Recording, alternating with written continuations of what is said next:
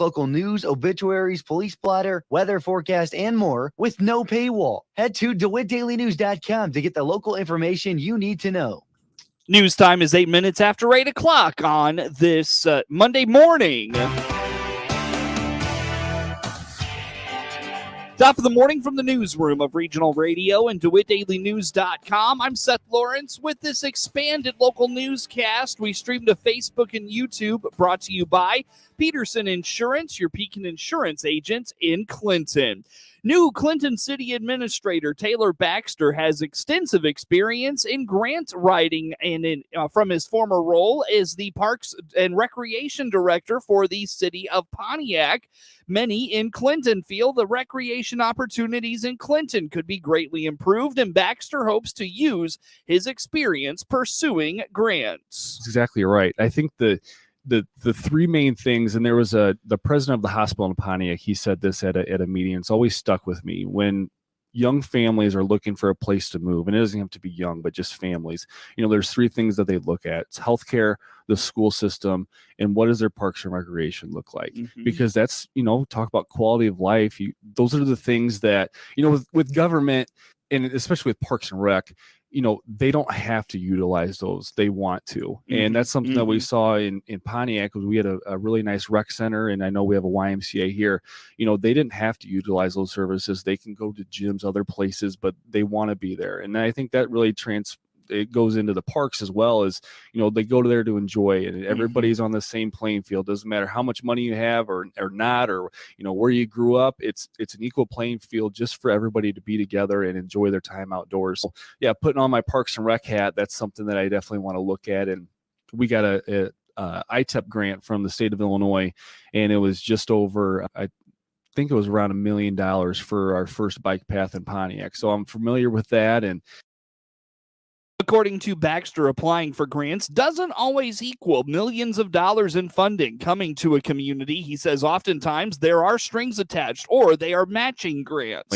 And I think it all fits into the scope too, because some of these grants, and this is where it kind of gets tricky, is some of them are matching, some of them are, you get the whole entire thing paid for, which is great, but those are also very selective on when they give those out. So even though, you might try for it 1 year, if they don't bring, and it all depends too on who's the governor and what their priorities are, and if the ITEP grant isn't one of their things that they're getting funded, we can look for grants all the time in the world, but if we don't get selected and that next process doesn't go through, the next cycle for another 2 years, we're kind of just stuck. So that's one of the things, is being selective, but also looking at our budget every single year. Okay, if we get this, then what are we going to do to match that?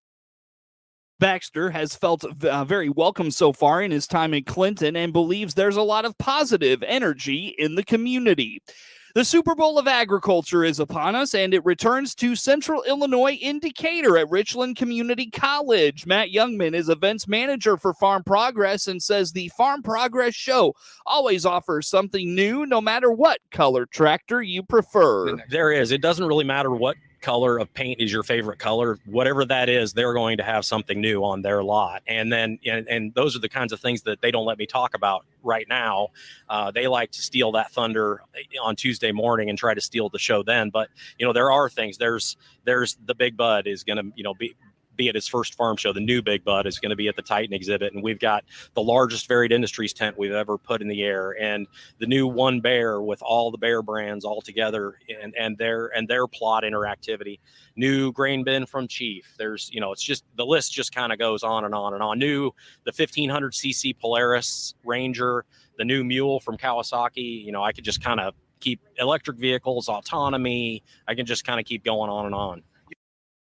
The layout of the Farm Progress show will have a new look for this year. Youngman explains there's a few factors that go into the changes for the show. Yeah, if you sit down and look at the map, and some of that's kind of an evolution that took us through COVID. In COVID, some people had to pull back a little bit, either because of corporate mandate they had to pull back, or because of inventory problems they had to pull back. Well, now everybody's fully back up to speed and wanting to get back to what they were in 2019 or more.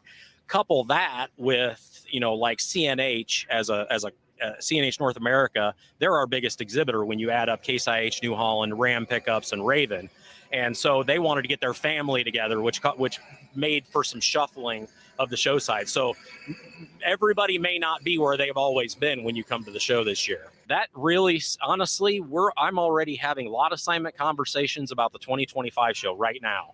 So it never ends. There's a point in February, March where it's kind of, get off the pot or do it and make decisions, because I've got to start laying the show side out in order. So, if somebody's going to plant corn on their plot, I've got to have them placed in April. That's got to be done and over with, and they've got to have their spot so that I can promise them, they go plant corn here, you will have that spot.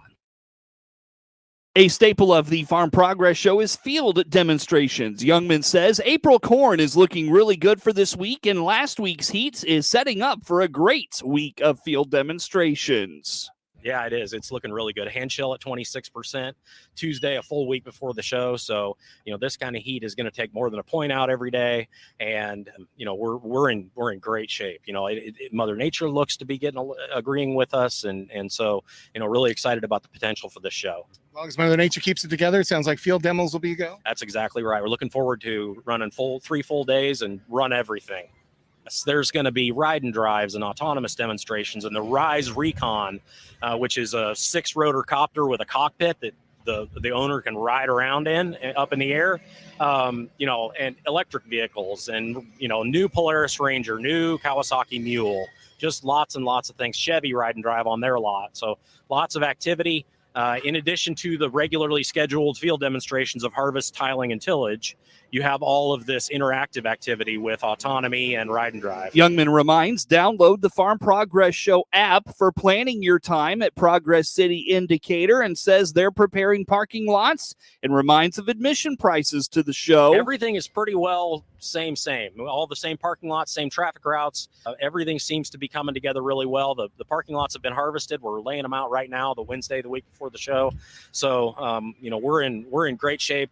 Maybe visit farmprogressshow.com, surf around the map and create your plan on how to effectively go to everything you want to see, because some things have moved around, as we mentioned earlier. And, you can buy your advance tickets there, $15 instead of $20 at the door. So just check all that out. That's like having the show program in your phone. Yes, that is a good way to do it. And even if the cell phone towers get crushed because of the big crowds, the app still works and it'll get you around. Farm Progress runs Tuesday through Thursday. Hear live coverage from the Farm Progress Show throughout the week, starting this afternoon with an extended noon farm show. Then Tuesday through Thursday, you'll hear coverage from Farm Progress right here on the WHOW morning show and in the afternoon. And again, hear it all right here on WHOW and our many digital platforms. Get news anytime at DeWittDailyNews.com. Join local farm broadcaster Jared White and Randall J. Miller for WH